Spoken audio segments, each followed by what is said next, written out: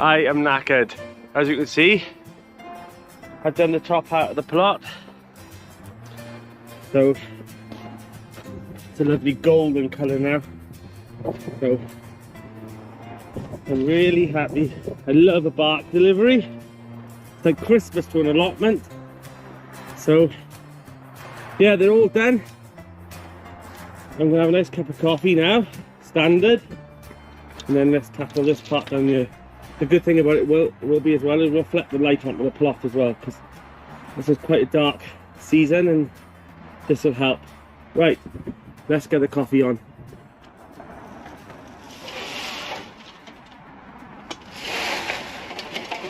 I am shattered.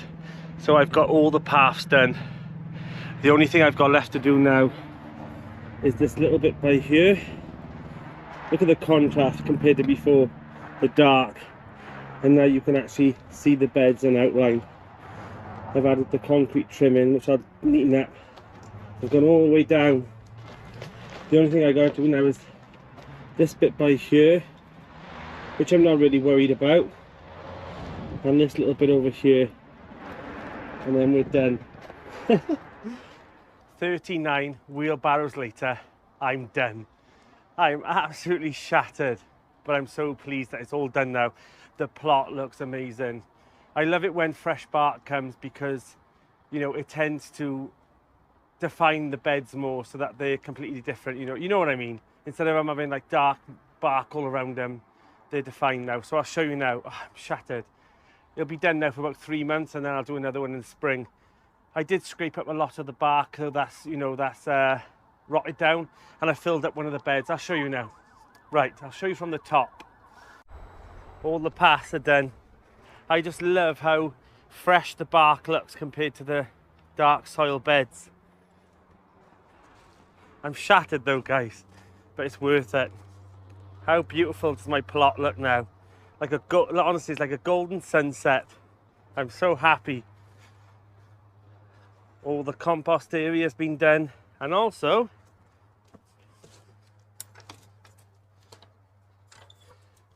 oh, we have a chicken escape. The girls had some fresh bark put in as well, so they're all, you know, scurrying around down now looking for all the worms and whatnot. They won't find worms, but they'll find bits to eat and stuff. Right, yeah, I'm pleased. I'm so pleased with it. If you've got an allotment, you know what it feels like when you get a fresh bark delivery. It's like Christmas. And luckily, I was one of the only ones here today. I didn't take it all, you know, that wouldn't be fair. But the guy did come around. They drive past here all the time and seen it going down and said, oh, there'll be more coming back on Thursday. So, but I have noticed a lot of people have already done their beds. Right, I'm going home. But oh, before I go, so I filled up this bed here with some more logs and some soil out with a compost bin. I will top it up with some more compost. I also brought some pond plants from my pond, which I'll pop them in now, I think. I'm gonna put this too. Let's have a look. Have a dicky gander. Okay, so we're at the pond, and I thought it'd be a perfect time to add the things that I brought over from my house. So I've got a garden pond, and I've got different grasses and irises and whatnot over there. So I thought it'd be perfect time to add these in now. Now I could add them into some, you know, some sort of like pond buckets and stuff, and I probably will do that in time. But for now, they'll be okay in the water. This is what I was planning on doing today. So I think I'll add these high ones over here, these high grasses. Now the reason I'm pouring them in now is that it won't be long before it's spring. I think I will add this pot actually, this one here. And I've got certain mixtures of plants here. The frogs and stuff will love. And if they see that there's plants and whatnot in the pond,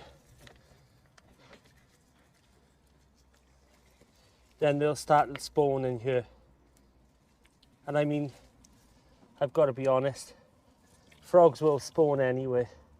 Where's the shelf to?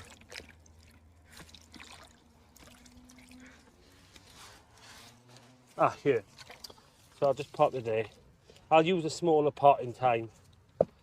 So I'm going to put some there, some there. I've got this old clay pipe, which I think newts and stuff will love to, you know, just hide into.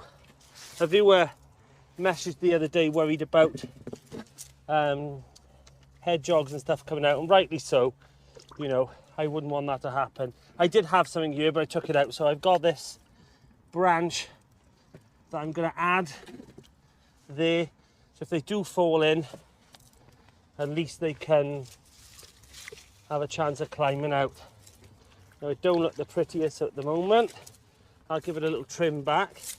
Now, I brought a bottle of water which has got loads of plant life in it, pond life in it rather. So I'm going to add this in from my pond, and that should give it a good start as well. So the pond is coming into life.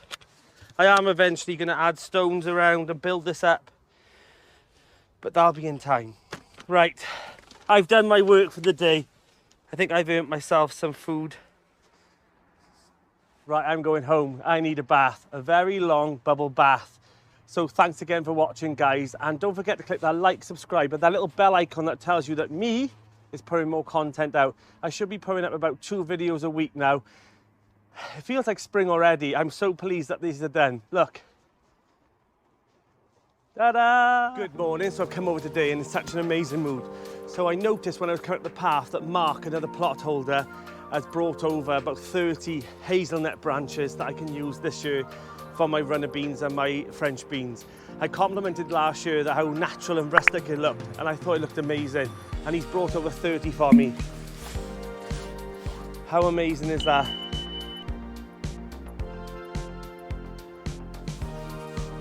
So I thought, one good deed for another. I think I'm going to go down now and I'm going to bark all his paths. And then after that, I'm going to go and chit in the shed. My seed potatoes have arrived.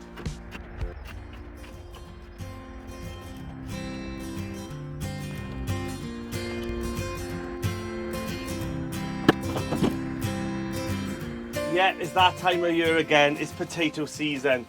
So my potatoes have arrived. I had them from Marshall's this year. For some reason, potatoes that I went to a few shops, like normally I go to like B&M bargains and things like that and pick up a few, you know, cheap ones as well. And for some reason, they were all out of stock this year. Like already they're gone. So I'm glad that I've ordered these anyway. So plus ordering, you know, from a big company like Marshall's, you know you're going to get the stock that you want. So let's have a look what we've got. So I've got Nicola this year. Wilja, I can't ever fault Wilja, you know, they're such a good potato. And yeah, I'm going to look forward to growing them again this year. How many of them did I order? Picasso, I ordered Picasso as well. I ordered Rocket, and I also ordered Charlotte. The good old faithful Charlotte. I mean, you cannot go wrong with Charlotte. They're like the best new potato in the world. If I had to pick one potato that I had to use all the time, it'd be Charlotte. So, right, let's get these in. What you'll need to do is you need to get yourself some egg boxes. Not use a rusty old knife like me, but for some reason I've misplaced my scissors, which I do that a lot. What you need to do is you need to get your potato out, examine it. These are good. There tends to be like a basal plate and some chitting areas. I tend to leave 3 chits on a potato. Some of these have already started already. They're a good firmness as well. And you just basically just place them in the egg boxes, chits up. I've got a few here, so there's 1, 2, 3, 4. So I'm going to take this one off. And you just nick it off like that and place it in. Check it over, looking good. Now don't forget to label these. Whatever you do. These, I gotta be honest, Marshall's, these are looking amazing. A bit of mould on that one, but oh no, it's a bit of dust, sorry. Place them in, chip them on now, 4 on there, so I'll take one off. And now don't get overexcited about planting potatoes, whatever you do. We've still got frosty seasons ahead, and you don't want the frost to knock off the plants. So place them all in, and like I said, whatever you do, do not forget to label them. These are lovely Charlotte potatoes, I must admit. And look at that, the perfect amount. Some would say I've planned this, but I haven't. There you go, Charlotte. Have I got my pen on me? Yes. Now I will mark these out with Charlotte.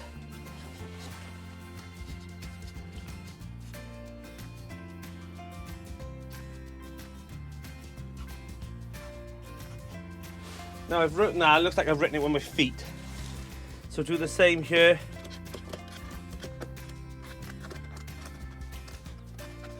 Whatever you do, keep them out of the frost. I tend to store them in a shed now, or the greenhouse, or you can put them in a window in the house, but it needs light. Whatever you do, do not think, oh, I'll leave these in a box now, or leave them in a dark place for another month or so, because you'll come back, you'll have those white spindly stems, and they've used all that goodness to grow those, and they're no good. You want tight, thick, greeny brown chits on the top, you know, about 1 centimetre or so high. That's it, not these long spindly things. Right, the next one I'm going to do is rocket. So I'll just get on and do this now. So my seed potatoes are all ready. They're all in their egg boxes. They're all in their module trays, all labelled, ready to pot out in about a month or so's time into my buckets. I am going to do another experiment in one of my metal beds that I'll talk about in a later date. I'm really excited about that. I don't normally grow in the soil anymore, but this needs to be done for this particular experiment.